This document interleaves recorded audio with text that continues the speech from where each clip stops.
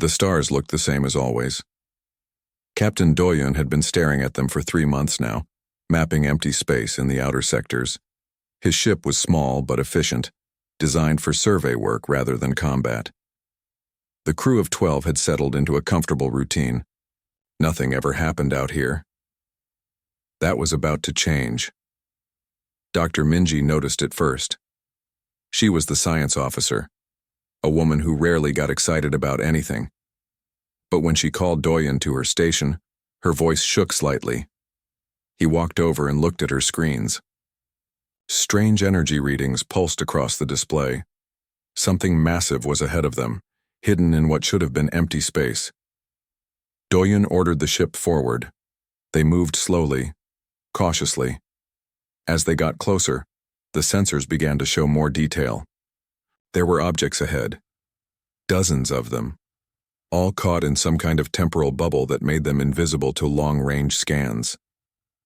Lieutenant Junho, the young tactical officer, gasped when the first images appeared on the main screen. Warships, enormous warships unlike anything in the database. They floated in perfect formation, as if still following orders from commanders who had died long ago. The vessels were angular and brutal, designed for pure combat. Scorch marks covered their hulls. Massive holes showed where weapons had torn through armor. These ships had died fighting something terrible. Minji ran every scan she could think of.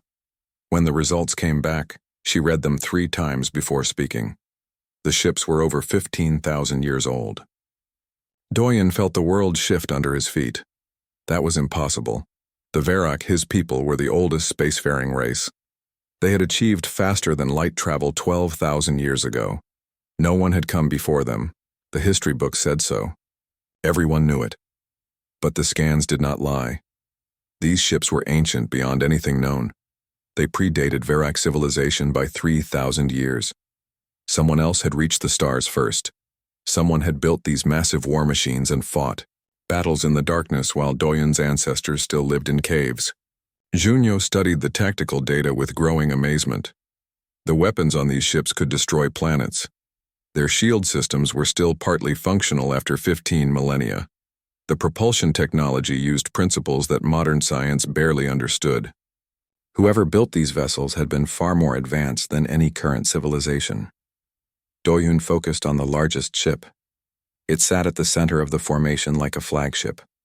Strange symbols covered its hull, a written language completely unknown to the galactic databases. The ship's position told a story. It had been protecting the others, taking the heaviest fire while its fleet retreated. The crew had died at their posts. Minji pointed at the damage patterns. The weapons that destroyed these ships should not have existed 15,000 years ago. Energy beams, antimatter warheads, and something else she could not identify. The ancient builders had been fighting an enemy with incredible technology, and they had lost. Junho noticed something else. The fleet formation showed a defensive retreat.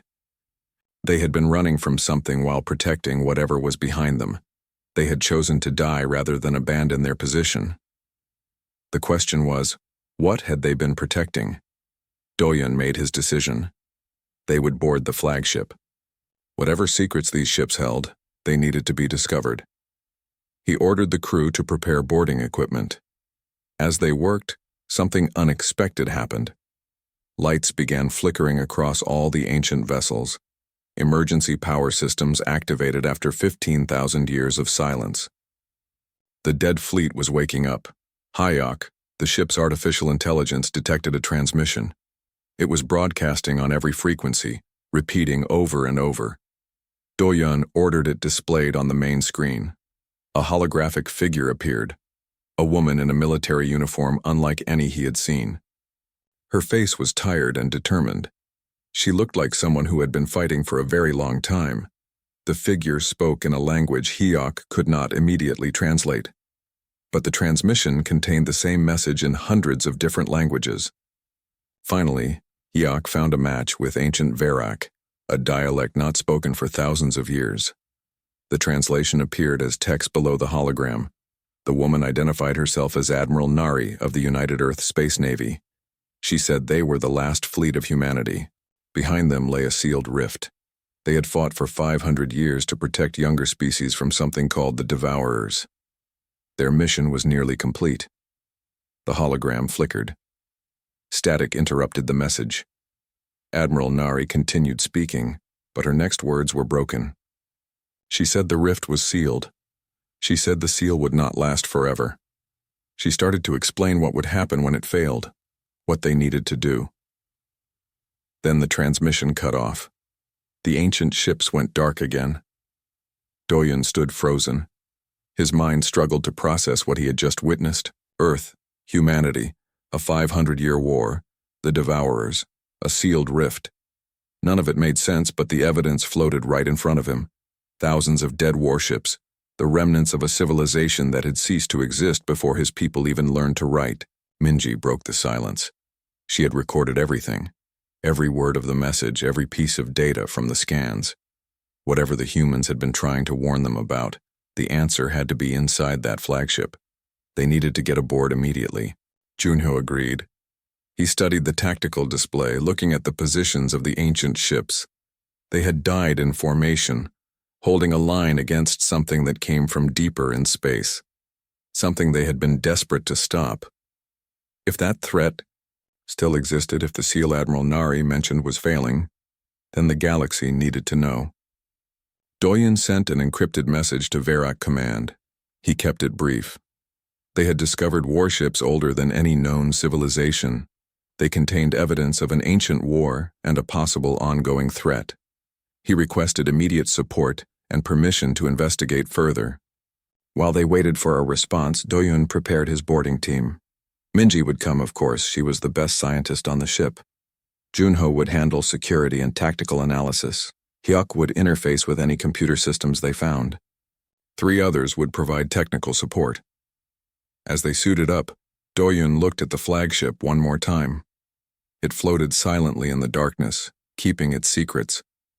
Somewhere inside that vessel were answers to questions he did not even know how to ask. Who were the humans? Why had they fought? What were the Devourers? And most importantly, what happened if the seal failed? The boarding team gathered at the airlock. Doyen gave them final instructions. They were entering unknown territory. The ship had been dead for 15,000 years, but the power systems had just activated. Anything could happen. They needed to be careful and document everything they found. The airlock opened. They crossed the empty space between ships, their lights cutting through the darkness. The human flagship grew larger as they approached. Up close, it was even more impressive. The hull stretched away in all directions, scarred and broken but still intact. This ship had been built to last. They found an access port and managed to override the ancient lock. The door opened with a hiss. Air rushed out, stale but still breathable. The temporal anomaly had preserved everything perfectly. Doyen took a deep breath and stepped inside. The corridor was dark and silent. Their lights revealed walls covered in the strange symbols they had seen outside. Everything looked functional but cold. This was a warship built for one purpose only. As they moved deeper into the vessel, Doyen felt the weight of history pressing down on him. Somewhere in this ship were answers that would change everything the galaxy believed about its own past. He just had to find them. The inside of the human flagship was like walking through a tomb. Doyen led his team down corridors that had not seen life in 15,000 years. Their boots made soft sounds on the metal floors. The walls were covered in symbols and what looked like identification numbers. Everything had a purpose here. Nothing was wasted on decoration or comfort. Minji stopped to examine wall panels that showed star charts. The maps displayed regions of space that looked familiar but wrong. The galaxy had changed shape over 15 millennia. Stars had moved. Some had died. The charts showed a universe that no longer existed. She took careful scans of everything. They passed rooms filled with equipment they could not identify. The technology was advanced but different from anything they knew. The humans had taken a different path in their development. Some things looked cruder than modern systems. Others seemed impossibly sophisticated. It was like looking at a parallel evolution of science. Junho found weapons storage. The room was enormous, large enough to hold their entire survey ship. Racks held thousands of rifles and sidearms. Larger weapons lined the walls. Everything was designed for one thing: killing efficiently. The humans had been serious about war. They had prepared for it on a scale that was hard to imagine. The crew quarters they passed were small and simple. Bunks were stacked 3 high. Personal storage was minimal. The humans who served on this ship had not expected comfort. They had expected war. Signs of long deployment were everywhere. Repairs made with whatever materials were available. Personal items carefully maintained. This crew had lived here for years, maybe decades. Hyok guided them to what looked like the main computer core. The room was large and circular. In the center stood a massive data storage system. Lights blinked slowly across its surface. Somehow, impossibly, it was still active. The temporal anomaly had preserved it perfectly. Doyen carefully connected Hyok's portable interface to the ancient system. The artificial intelligence worked for hours. The human encryption was sophisticated and multi-layered. They had been extremely paranoid about security. Every file was locked behind multiple barriers. But Hyok was patient and clever. Slowly, the barriers fell. Access was granted. The ancient data began to flow. The first file Hyok opened was the ship's identification. USS Constellation, United Earth Space Navy. Fleet designation Alpha 7. Construction date was listed in an unfamiliar calendar system. Hyok converted it. The ship had been built 18,000 years ago. It had served for 3,000 years before its final battle. Minji found navigation data. The ship's home port had been Earth, located in what they now called the Dead Sector. The coordinates matched perfectly.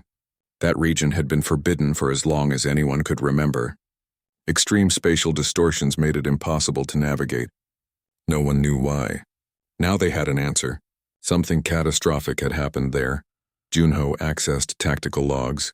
What he found made him call Doyen over immediately. The humans had not been exploring. They had been fighting a war that lasted 500 years. The logs were filled with battle reports, casualty lists, and strategic assessments. Page after page of combat data.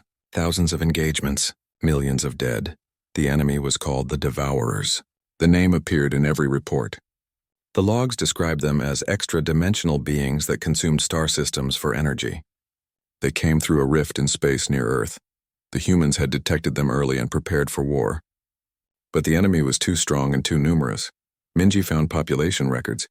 Humanity had numbered in the hundreds of billions across 5,000 star systems. Their empire had been the largest in galactic history.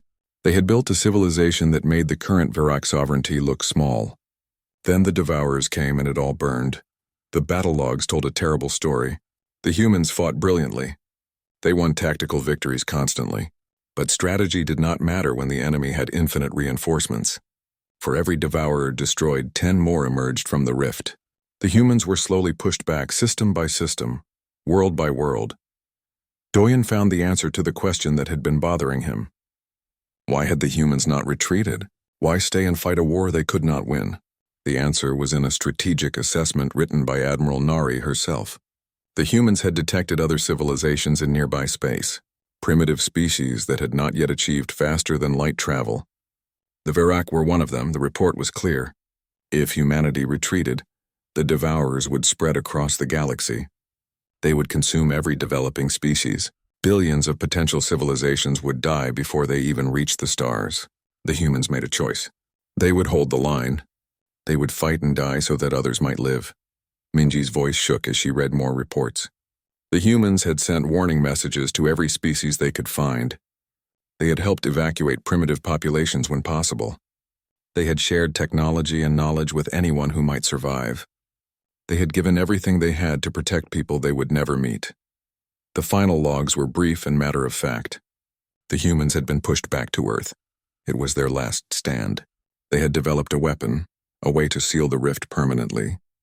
But using it required an incredible sacrifice. Every warship in the fleet would position itself around the rift. Their reactors would create a containment field powered by controlled antimatter explosions. The field would seal the rift, but trap the ships forever. They would become a permanent barrier, holding back the darkness for as long as their reactors could function. The humans had known this would mean extinction. They voted unanimously to proceed. Every civilian was evacuated on slower colony ships sent to distant regions. Then the military gathered at Earth for the final mission. This fleet they had found, the USS Constellation and her sister ships, were the rear guard. They had stayed behind to hold off the last devourers while the main fleet completed the seal. These ships had bought time with their lives. They had died so the mission could succeed. Admiral Nari's final log entry was simple and direct. She wrote that humanity's last gift to the galaxy was time. Time for younger species to grow, to develop, to become strong. The humans would hold the darkness back. They asked only that their sacrifice be remembered, and that the species they saved would build something better. Doyen sat down heavily. Every Verak alive today existed because these humans had chosen to die. His entire civilization owed its existence to people who had been dead for 15,000 years. The debt was incalculable. It could never be repaid. Before he could say anything, his communicator activated. It was their ship. Multiple Verak military vessels were arriving. They were led by Admiral Taeyang, a senior officer from the Central Command. He was ordering them to cease all exploration immediately and prepare to hand over all data. Doyen felt his stomach sink. Taeyang was a political officer, not a scientist or explorer. If he was here, it meant someone high up in the government had learned about the discovery. They would want to control the information, probably bury it. He looked at Minji and Junho. Both understood what was happening. If they turned over the data, it might never be seen again. The story of humanity's sacrifice could be classified and forgotten. The Verak government's legitimacy was based on being the oldest and most advanced civilization. Proof of a superior human empire would threaten everything. Doyen made a decision. He ordered Hayek to copy everything. All the logs, all the data, all the evidence. Make backup copies and hide them in encrypted storage. Hunyo hesitated, pointing out this was against orders. Doyen did not care. These humans had died for him. For all of them. The least they could do was make sure the story was told. As Hayek worked, Doyen took one last look around the data core. The humans who crewed this ship had known they would not survive. They had fought anyway. They had held the line anyway. They had sacrificed everything for people they would never know. He made a silent promise to them. Their story would be told. No matter what Admiral Taeyang wanted, no matter what the government ordered, the galaxy would learn the truth. The humans had died as heroes. They would be remembered as heroes. That was the least anyone could do. Admiral Taeyang came aboard with armed guards. He was tall and severe with gray hair and a face that showed no emotion. His first words were orders, not greetings. Captain Doyen and his crew would hand over all data immediately. The discovery was now classified at the highest level. Everyone would sign agreements never to speak of it again. Doyen had expected this, but it still made him angry. He told Taeyang that the humans had died protecting them. The galaxy deserved to know the truth. Taeyang's expression did not change. He explained that the Verak sovereignty's authority came from being the oldest civilization. If people learned about the humans, it would cause chaos, rebellions, political instability, possibly war. Doyen asked if they were just going to lie, pretend this never happened. Taeyang said they were protecting galactic stability. That was their duty. He turned to his guards and ordered them to seize all computers and data storage. They would prepare the crew for memory treatment, a procedure that would erase the last few months. Before anyone could move, alarms started sounding. Yunyo looked at his station in shock. Someone had transmitted a compressed data package 3 hours earlier. It had been sent to independent science networks across multiple sectors. Everything they had discovered was already spreading through public channels. Taeyang demanded to know who sent the transmission. Hunyo stood up slowly. He admitted it was him. The humans had died to save them. Hiding that truth would be dishonoring their sacrifice. For a long moment, Taeyang just stared at him. Then the Admiral closed his eyes and sighed deeply. It was too late. By now, the story had spread across half the galaxy. Taeyang looked at Doyen with something that might have been respect or might have been anger. He said he hoped they understood what they had done. Everything was about to change. Then he left the ship without another word.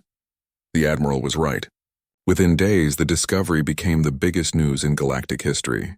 Every communication network broadcast the story continuously. Images of the ancient human warships were everywhere. People could not stop talking about it. The civilization that predated all others, the war that saved the galaxy, the sacrifice that made everything possible. Reactions were intense and divided. Younger species celebrated loudly. They saw it as proof that the Varrock were not natural rulers of the galaxy. Some called for new elections. Others demanded that Varrock officials step down. The carefully maintained political order began to crack.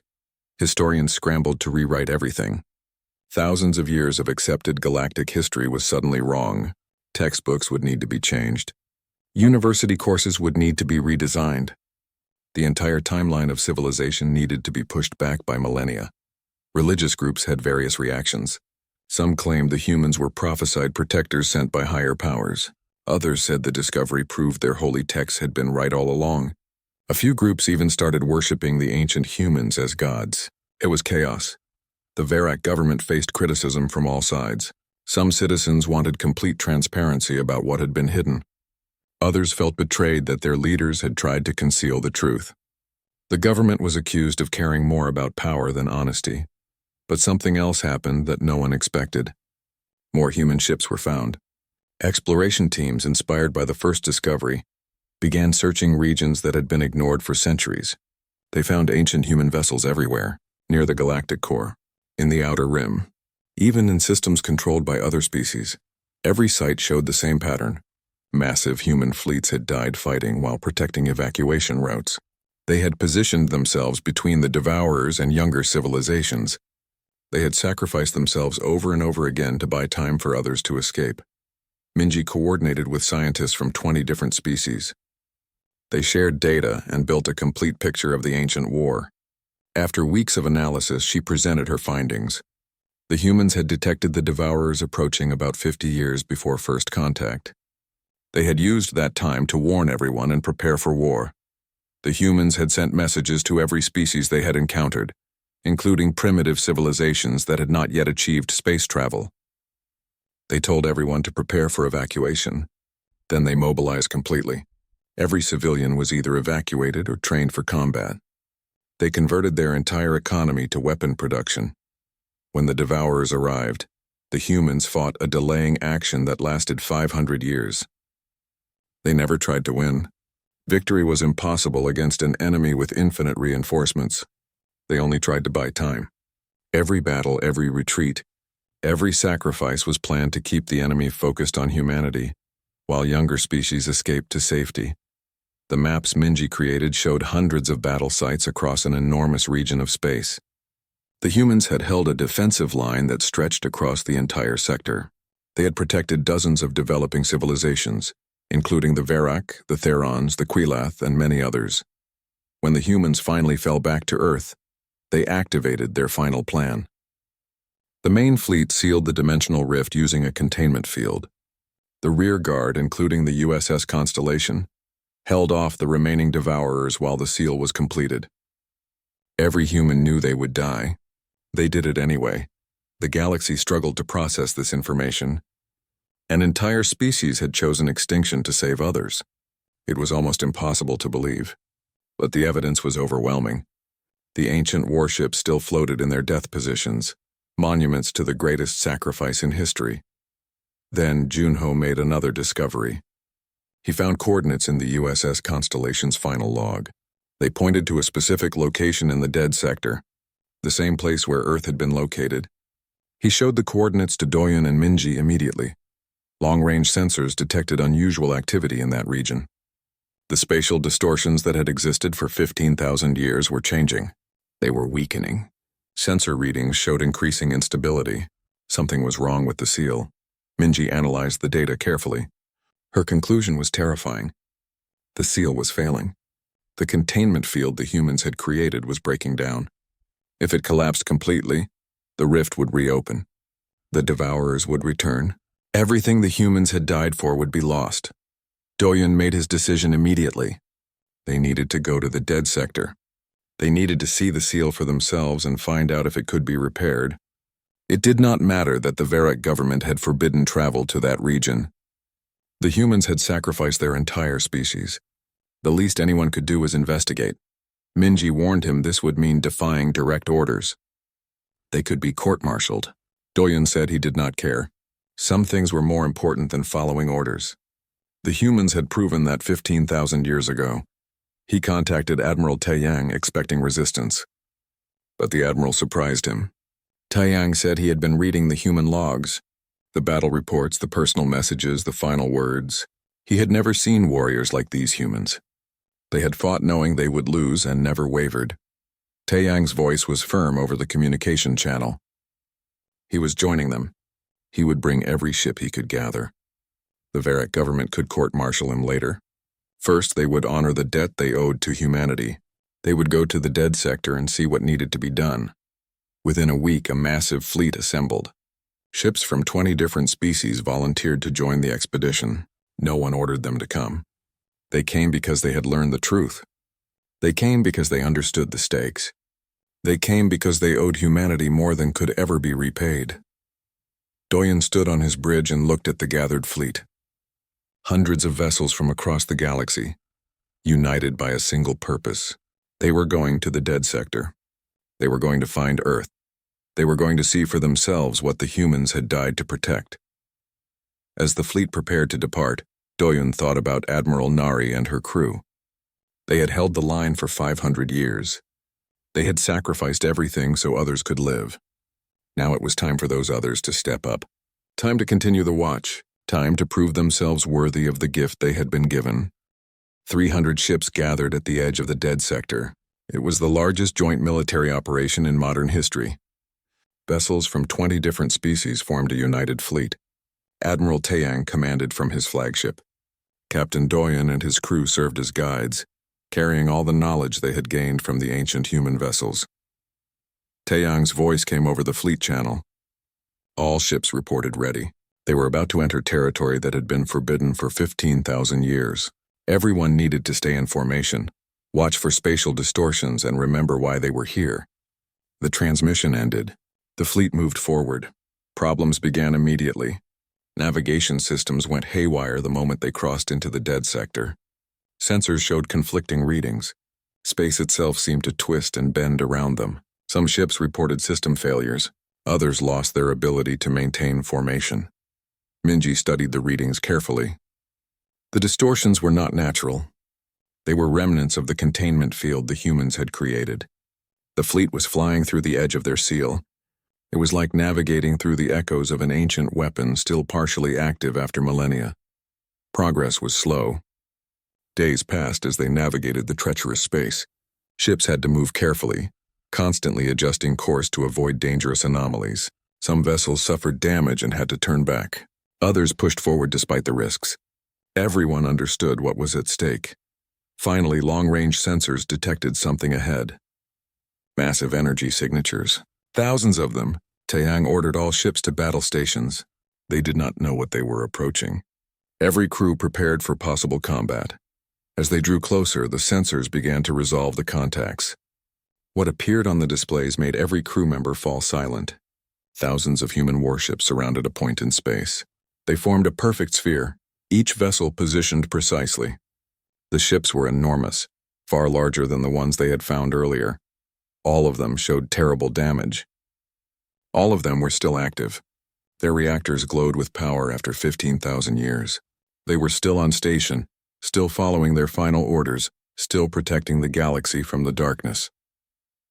At the center of the sphere, space itself was broken. A massive rift hung in the void. Its edges flickered with colors that should not exist.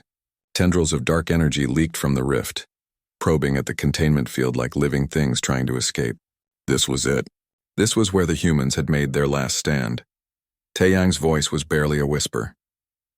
10,000 ships, maybe more. The entire human fleet was here. Doyen looked at the display with tears in his eyes. This was humanity's grave. Every warship, every crew, every soul that had chosen extinction over retreat. Minji checked the coordinates. This was where Earth had been. The rift had opened at their home world. The humans had fought their final battle defending the place where their species was born. They had died protecting the cradle of humanity from being consumed. Junho's voice shook as he spoke. They were still here. After 15,000 years, the humans were still protecting everyone. Still holding the line. Still keeping their promise. The ancient reactors continued to function, maintaining the seal, keeping the devourers trapped. The fleet moved carefully through the sphere of ancient warships. As they approached the closest vessel, they detected a communication beacon. It was broadcasting a repeating message. Yuck translated it quickly. It was a final recording from Admiral Nari, addressed to anyone who found this place. The hologram appeared on every screen in the fleet. Admiral Nari looked exhausted but determined. Behind her, the bridge of her ship was damaged and filled with smoke. Her crew worked frantically at their stations. Explosions could be heard in the distance. She identified herself and explained what was happening. The Devourers had come through a dimensional rift at Earth. Humanity had fought for 500 years. They had lost billions. They had watched their civilization burn, but they had bought time for younger species to escape and develop. Now they were implementing their final plan. Every human warship would position itself around the rift. Their reactors would create a containment field that would seal the rift permanently, but it would trap them there. They would become a living wall holding back the darkness for as long as their systems could function. The hologram flickered. A massive explosion rocked the ship behind Nari. She gripped her command chair but continued speaking. Their reactors were designed to run for thousands of years, but nothing lasted forever. If anyone was hearing this message, it meant the seal was failing. A choice would have to be made. Let the rift open and face the Devourers, or reinforce the seal and continue the watch. Nari said the humans had chosen extinction over retreat. They had chosen to protect those who could not protect themselves. That was what humanity meant. That was their legacy. Another explosion. The lights on the bridge went dark. Only emergency systems remained. Nari looked directly at the camera. She spoke to all the species the humans had protected. Build something better. Create a galaxy where war is rare and life is precious. Make the sacrifice mean something. Goodbye. The transmission ended. Silence filled every ship in the fleet. Minji wiped tears from her face. They needed to analyze the containment field immediately. They needed to know how much time they had. The science teams worked for hours. Finally, Minji delivered her report. The human reactors were failing. They had been running continuously for 15,000 years. Some had already shut down. When enough reactors failed, the containment field would collapse completely. The rift would reopen. Taeyang asked how long they had. Minji's answer was terrifying, days, maybe a week.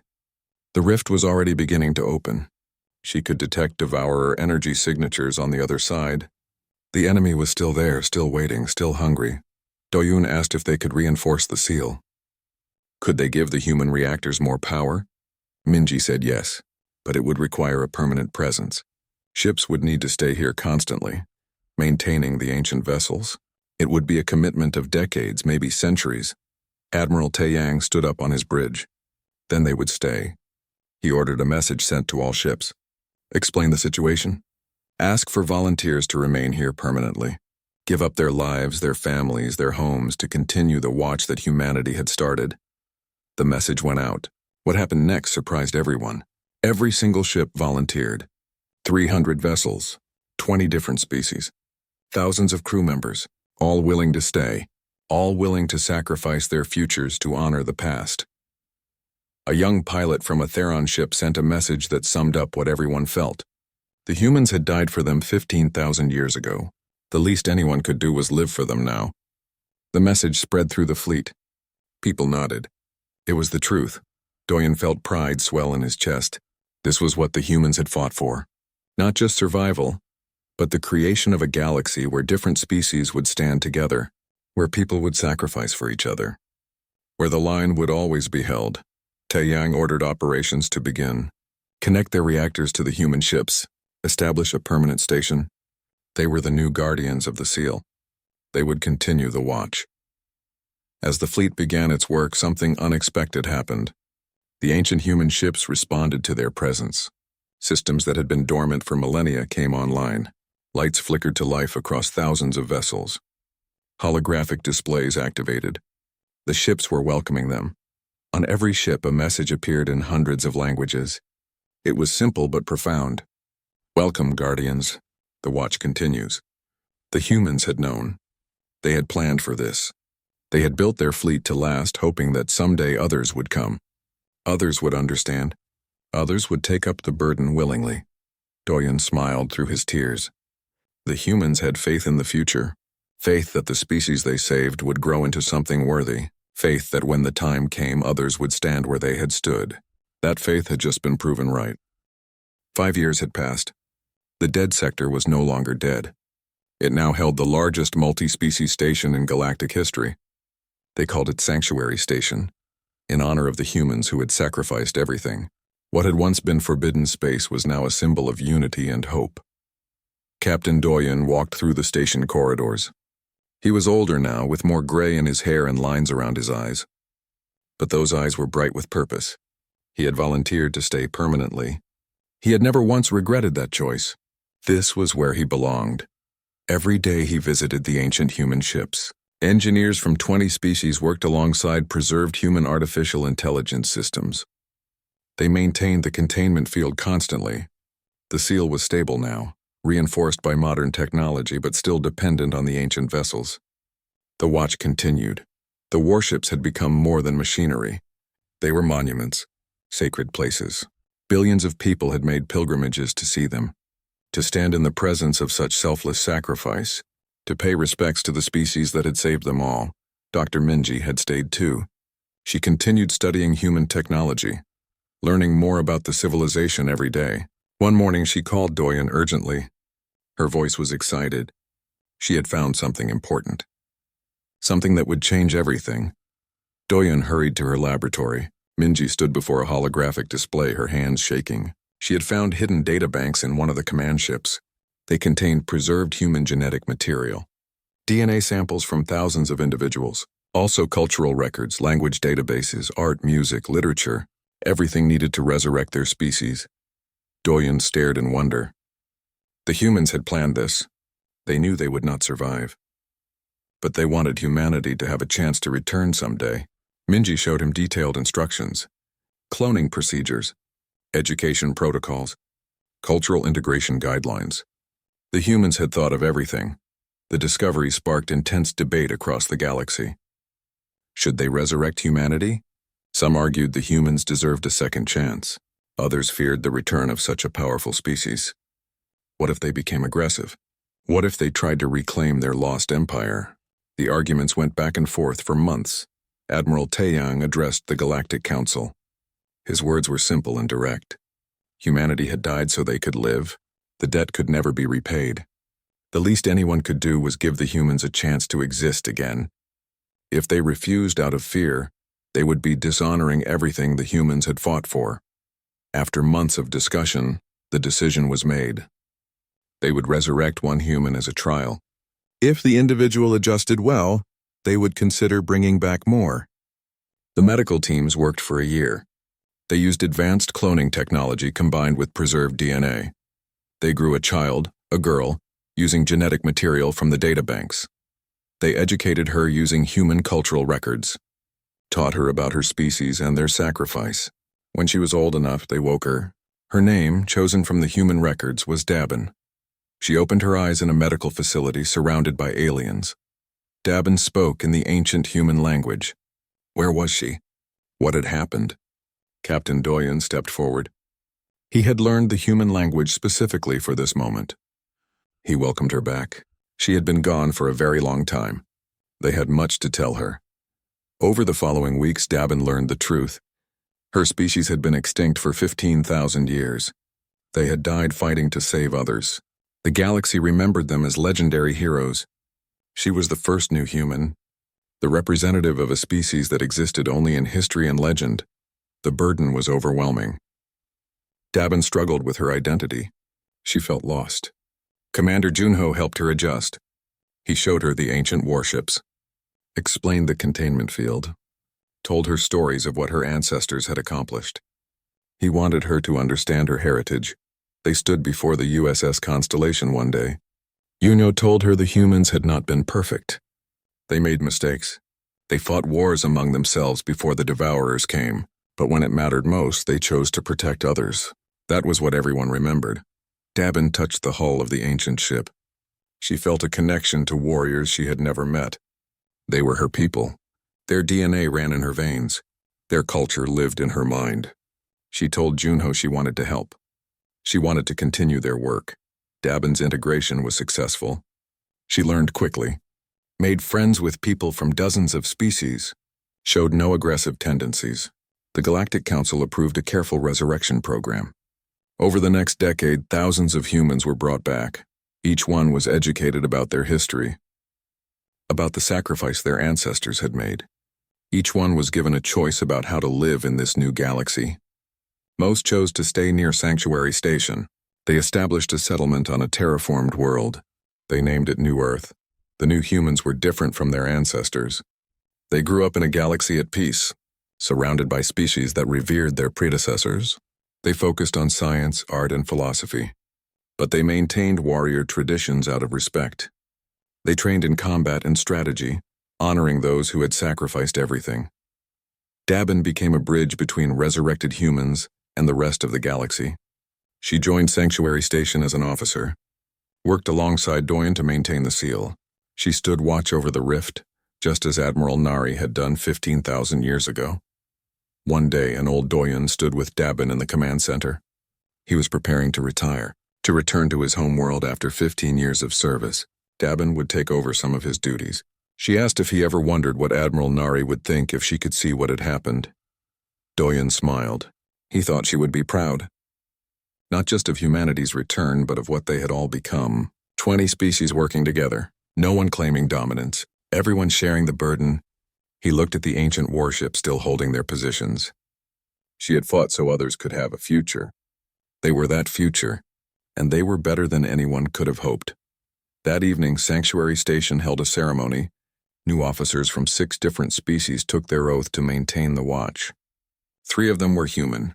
They stood together before a memorial to Admiral Nari and the fallen of humanity. Dabin spoke words that had become traditional. Words taken from Admiral Nari's final message. We hold the line not because we will survive, but because others must. That is the measure of humanity. That is our legacy. The new officers repeated the words, making the promise their own.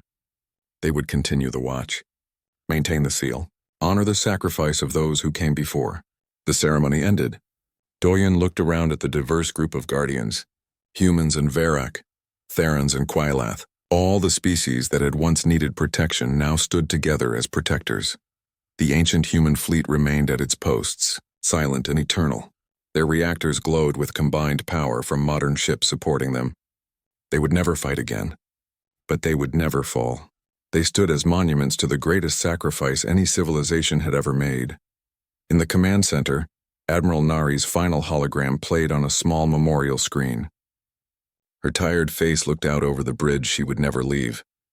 Her last words echoed softly, "Make our sacrifice mean something." Dabin placed her hand on the screen. A gesture of respect and promise.